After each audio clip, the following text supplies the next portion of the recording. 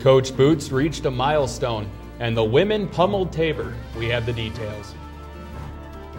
Also, did the SGA ban smoking on campus? Travis Berg has the report. And what would university police do if you protest on campus? From the University of South Dakota, this is Coyote News. Good evening. One of USD's more diverse sports is making a return. Also, find out when you can get tickets for the USD and SDSU basketball matchup. And which protest ended as the spray heard around the world. But first. Offensive coordinator Wesley Bashonmer has been named the interim head football coach. He replaces former head coach Ed Meyercourt. Ed Meyercourt's contract was not renewed. Athletic Director David Saylor says with the transition and a new conference, it's important for the program to have a new direction. A national search is already underway for a new head coach. A new president and CEO of the USD Foundation has been selected. Steve Brown's appointment was announced this afternoon. Brown spoke to faculty members via Skype. He gave insight on his career and his personal life, and took audience questions. Currently, Brown's the Vice President for Development at Indiana State University. He says he's eager to get to Vermilion. Brown replaces interim President Dan Mohn, who's retiring. He says Brown stood out because of his passion. He really believes that raising money for higher education is a very good thing to do. And I personally believe, and the search committee felt, that Steve indicated and showed us that that was a very critical part of his personality. Brown takes the helm on January 1st. He'll be responsible for all foundation fundraising campaigns. There's another campaign underway on campus. The administration's asking for your input in the strategic planning process. Teresa Johnson's at the Muck with details. The next USD Strategic Planning Committee will be this Monday, December 5th, and it will be targeting seniors and super seniors.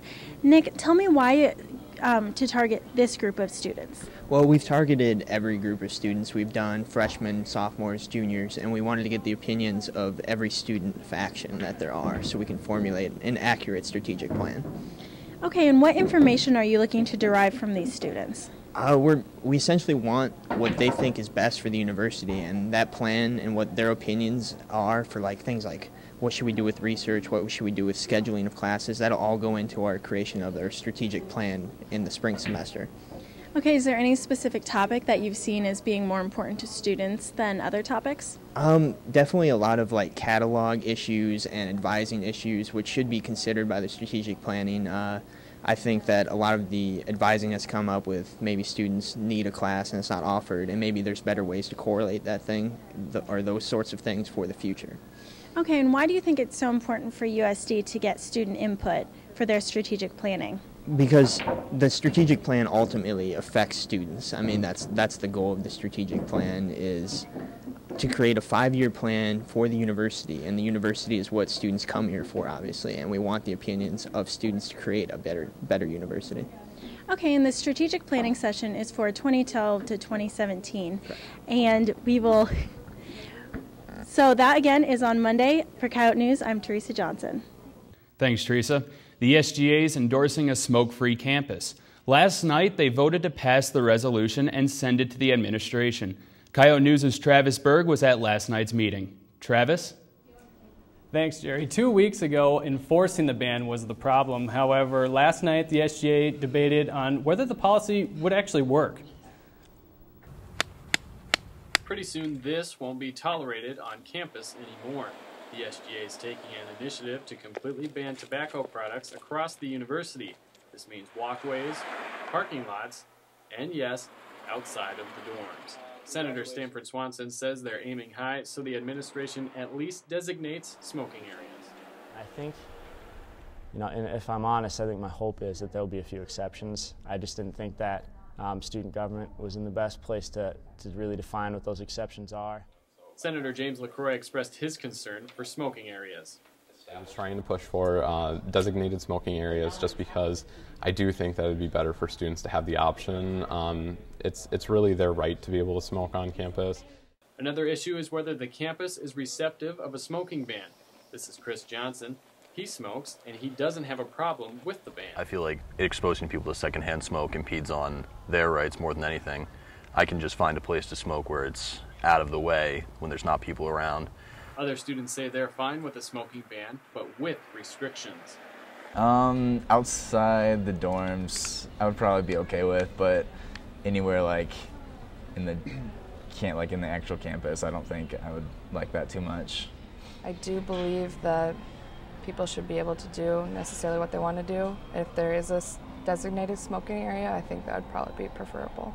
The SGA's executive branch is going to work with the administration to draft a policy, one they hope will help stop students from smoking.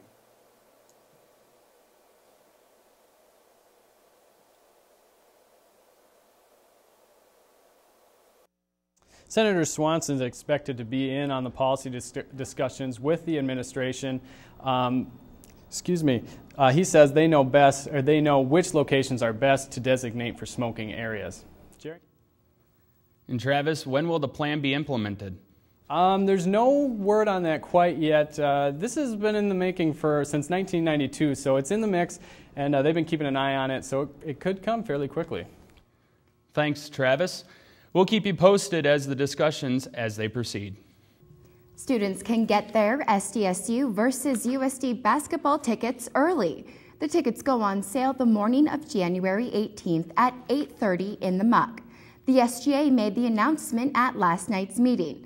The men take on the Jacks February 9th, and the women follow on February 13th. Both games are in the Dakota Dome. The SGA is also working on a new campus memorial. The long stone bench outside the Muck will be transitioned. SGA wants to place plaques on it in memory of students who've passed away while attending USD. A committee is determining how the memorial will read. Haley Meyer has today's headlines. North and South Dakota residents are bracing for a winter blast. The National Weather Service is posting weather advisories across the northern plains. Up to 9 inches could hit the Black Hills, and strong winds are expected to blow snow, making travel difficult. A Huron bar owner is accused of sex crimes and supplying alcohol to minors, and now he wants to expand. He has a pending application in Sioux Falls. He's looking to take over Two Amigos Bar. In December, there's a hearing in Huron to recommend revoking his license. The man's charged with raping 3 girls, including a 12-year-old. He also faces new charges for allowing minors in the bar again last weekend. A Florida A&M drum major is dead after a suspected hazing incident. Last week, Robert Champion was found in a bus parked outside the band's hotel. Authorities say that they suspect hazing was the cause. Champion took part in a band initiation ritual that day. Right before his collapse, he was reportedly vomiting and complained he couldn't breathe. His funeral was today. Those are today's headlines. Thanks, Haley. While taking part in the Occupy movement, students at UC Davis were pepper sprayed while protesting on campus. But how would UPD respond to on-campus protesting and possible riots? At USD, students can only protest in appropriate free speech areas. Protests aren't allowed the first week of each semester, the week prior to, or the week of finals. Lieutenant Dallas Schnack says students should follow that policy. It doesn't discourage people voicing their opinion, and there's an actual, there's a procedure for doing that. And as long as people follow that procedure and they go to student services and they get the approval to do it, then when they do their protesting or when they decide to speak out, they just need to make sure that it's something that can be tolerated by people. USD police have pepper spray and batons if a riot breaks out. But Schnack says they also have rules for using them. In order for us to use pepper spray, it would actually have to be something where there was an actual act of physical aggression by the person using that. We couldn't just pepper spray somebody for being verbally non-compliant. If we were to do that, that would actually be assault in South Dakota. Any student wishing to protest must complete a free speech request form. The paintball club's making a splat in competition. Stay with us.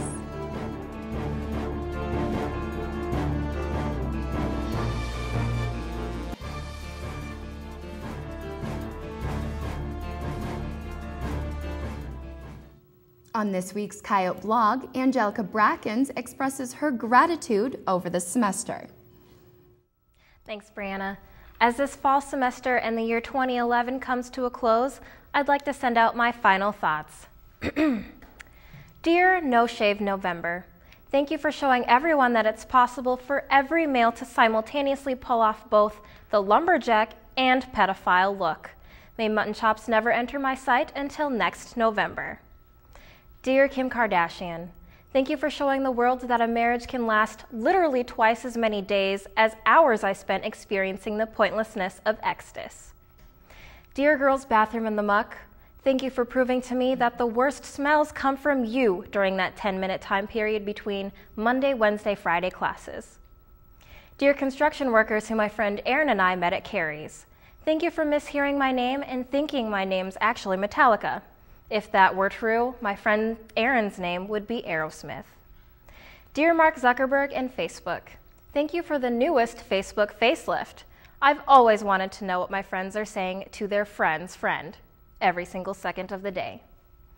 Dear Rebecca Black, thank you for showing us that you are not just a one-hit wonder by coming back with My Moment, a song that is equally as beautiful as Friday. Dear Nick Novak of the Chargers, thank you for showing everyone watching Sunday's game that you're not afraid to urinate on the sideline. Dear Tim Tebow, just thank you. For Coyote Blog, I'm Angelica Brackens. Thanks, Angelica. You just heard her say, take thank you shots. Well, somebody else in Vermilion's taking shots. The paintball club's entering its 4th year. Coyote News' Josh Kapler says the club's preparing for the first action of the semester. Team practices take place every Wednesday at the National Guard Armory. Members practice team tactics as well as preparing physically for events to come. Practices normally consist of, in the beginning, drills that are led by our coach, like sprinting drills, just general like running types, a lot of core body stuff. After about an hour of setting up and doing those kind of workouts, we start getting into the actual paintball portion, which is we'll just snap shoot against each other, we'll lane against each other. Basically, we'll just try to have small games. Head coach Josh Von Holt says the team will travel to Minnesota for its first tournament. December 6th, we will be going and playing against Air Assault. It's a 3-man tournament, and we'll be bringing 2 teams. Should be an interesting tournament. It'll be our first tournament of the year. Taylor Hamblin says the USD club offers competition and enjoyment for its members. If you want to play paintball in South Dakota, we are definitely the cheapest and most efficient way to do it. It's a great experience for everybody. I haven't had a single person join the team or the club itself that's complained. It's a great time. Reporting for Coyote News, I'm Josh Kapler.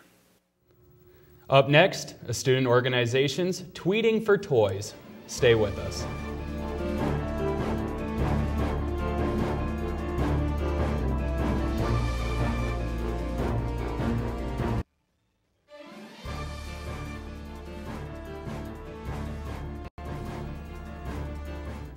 Dance Marathon is not until spring semester, but fundraising for the event begins Sunday.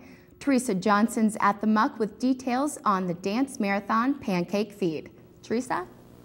The USD Dance Marathon is the largest student-run philanthropy on campus.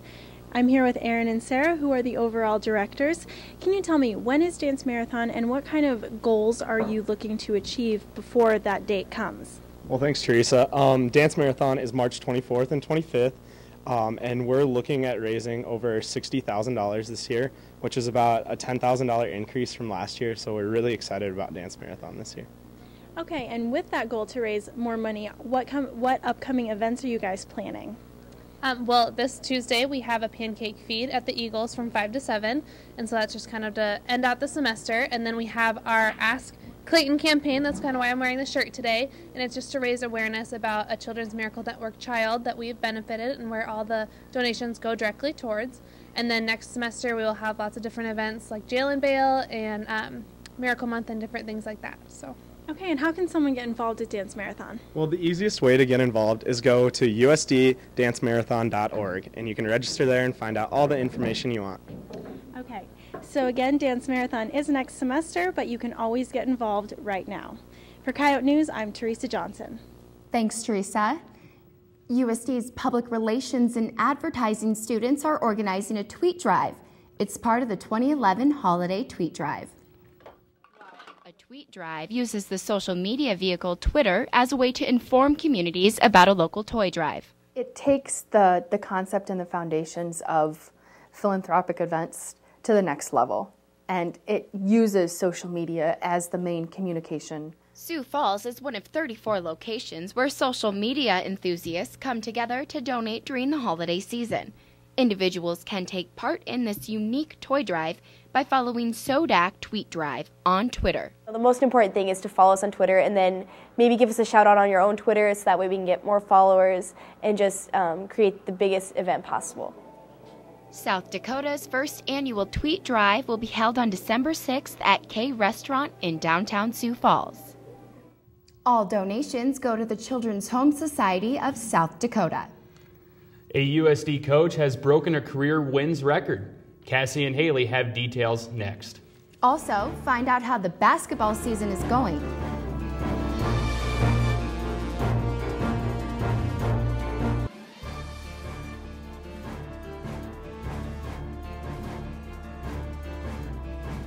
Today on Coyote Sports, the basketball season is well underway. We'll tell you how the Yotes are doing in the early season. 15 Coyotes were named to the Great West All-Conference teams, and Kyle Miller talks about championship weekend and college football. But first, sports headlines. With only 3 wins this season, the Jacksonville Jaguars are headed in a new direction. Yesterday, the team fired head coach Jack Del Rio, only the second coach in franchise history. If that wasn't a big enough change, there was also a new team owner. Shahid Khan purchased the Jaguars following Del Rio's firing and promises he won't be moving the team from Jacksonville. The Detroit Lions defensive tackle Ndamukong Suh suspended for 2 games.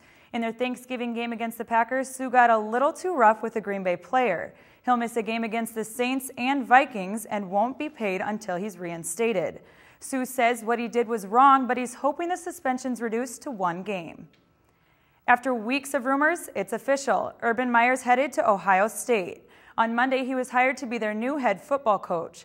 Meyer previously coached at Florida, but resigned last season due to health concerns. He's one of the highest-paid college football coaches, receiving a 6-year contract worth $4 million a year, plus over $2 million in retention payments. Those are today's headlines. Thanks, Haley. The men's basketball team's coming off a nail-biter this week. The Coyotes were looking for their second win of the season against the Tabor Blue Jays. The final was closer than expected, but the Coyotes edged the Jays 69-63. Senior Charlie Westbrook had a season-high 21 points. Tomorrow, the Coyotes go to Oakland University to take on the Golden Grizzlies. Men's basketball head coach Dave Boots reached a milestone. He has 600 career victories after Monday night. In his 31st season, Boots is the 64th coach in men's college basketball history to reach the feat. He's coached at USD for the past 24 years, helping earn the Coyotes 485 wins with 295 at home. The women's basketball team chalked another tally to the win column, and in a huge way. Monday, the Coyotes took on the Lady Blue Jays. They exploded from the start of the game and never looked back. The Yotes scored 22 points within the first 8 minutes. Both freshman Ashley Olsen and sophomore Michaela Knutson scored in the double digits. The Coyotes beat the Blue Jays by 78 points, 94-16. It ties the largest margin of victory in school history. The Coyotes travel to Indiana-Purdue Fort Wayne on Thursday. The football season may be over and their coach is on his way out, but the Coyotes are still receiving attention for how well they played this season. The Great West Conference named 15 USD players to all conference teams. 6 were named to the first team, 5 to the second, and 4 received honorable mention. Seniors Tom Compton and Adam Broders received their 3rd all-conference honors. On this week's Miller Zone, Kyle Miller gives props to the women's basketball team. It's the last newscast of the semester. Next week, it's a satirical Red Report, so it's my last chance to showcase my thoughts on sports. Now, next week, if my colleagues try and tell you that I'm a closet Jackrabbit fan or that the NBA is the best thing since sliced bread, this, purely and simply, is false. It's like a Viking Super Bowl trophy or morals and values being taught at Ohio State. They don't exist. This weekend is championship weekend in college football, and supposedly the two best teams in the NCAA have already locked up a berth in the national championship. Excuse me? The season isn't even over yet, and already we know who's in the national title game? That's the equivalent of being named President of the United States without an election held first. If you've watched me enough, you already know that this is one of the things I despise most about college football. No playoff. But why kick a rabbit when it's down? Now, before the semester ends, I have to give props to the Coyote women's basketball team. Here's an educational video for demonstration purposes. The gazelle symbolizes Tabor College coming into the Dakota Dome. The crocodile pulverizing said gazelle symbolizes USD. What ferociousness! It was a good old-fashioned beatdown, 94-16. The victory showcases just how lethal the Yotes can be. To be in your final year of a Division I transition and wallop a team by almost 80 points, that shows endurance, team chemistry, and great basketball. I look for the Coyotes to take the Summit League by storm this year, and they'll be fun to watch. For the Miller Zone, I'm Kyle Miller. Thanks, Kyle. And that's all for Coyote Sports. Coming up next, commentator John Hines investigates a mystery.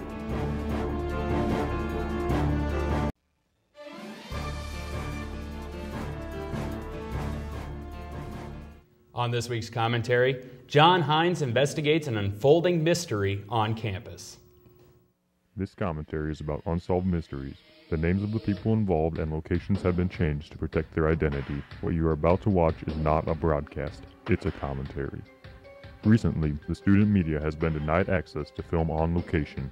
This is a dramatization of one of those accounts. Hi. Hello. My name is Harold Richards. I'm here with the student media. We're doing a story on student safety on campus, and we want to warn students about the dangers of letting strangers into the dorms. You see, we don't like to release helpful and useful information to the public. Well, how do I get that information out? Because I think it's something that students should really know. There's just a few simple steps of getting online. Would you want me to give you a couple of those? Yes, please. Okay. First, you have to access the portal. Go to the administration tab. Find the link for media. Fill out a survey on SurveyMonkey. Submit mail. You will then need to email. You'll need to mail the printed off emails to the assistant director of housing, director of housing, redeem students. Write a one-page reflection concerning your activities. Access the reflection link via the portal. reflection, print off 3 email confirmations. Okay, I think I got it. Any luck? There wasn't an administration tab on the U portal. I'm sorry, you're going to have to talk to my supervisor about that. And who is your supervisor? I can't give you that information. First, I have to contact my supervisor's supervisor before I can give you my supervisor's information. Can't you just talk to your supervisor for me? I'm sorry, I haven't been given permission by my supervisor to call my supervisor. Thanks. Have a great day. Other incidences have been reported by the student media. Do the organizations have things they want to hide? Will they start banning cell phones with cameras on them, considering them as media? Tune in next week to find out. Campus administrators are working on a new strategic plan, and they want your input. On this week's Out and About, we asked what you value in your education. I value the small class size. I'd have to say that I value not only the in-class education, but also the outside of class education that we gain here at USD. I like the online component. It's really nice to have those kind of tools to help you out with homework and classes. I don't really know. The opportunity to get involved throughout campus, whether it be with the Greek system or with different student organizations. Probably the knowledge and expertise that. Just the grades, because that's what I'm paying for, really. The low cost of tuition. I value my involvement in Greek life most. I value the fact that I'm able to maintain the small town and homegrown feel at Vermilion and USD. I'm happy that I can get a balanced education here at USD. Small class sizes, which allows you to just interact more with the professor on a one-on-one basis. I definitely like having the small classes, so you get the one-on-one information from the teachers, so you don't feel like a number, you feel like a person. And that's all for Coyote News. If you think this looks easy, you'll want to try out for Coyote News next week. Auditions are on Thursday at 3:30 to 5 and Friday afternoon from 1 to 3. Here at the Newhart Center. Check out your U-Portal page for more details. And Don't forget to check us out on Facebook and Twitter. Have a great night and a good weekend. Next week, it's the Red Report.